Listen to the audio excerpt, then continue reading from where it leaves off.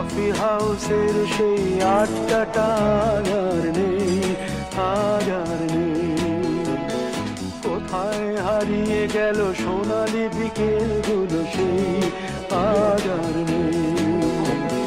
লা লা লা লা লা লা লা লা লা লা লা লা লা।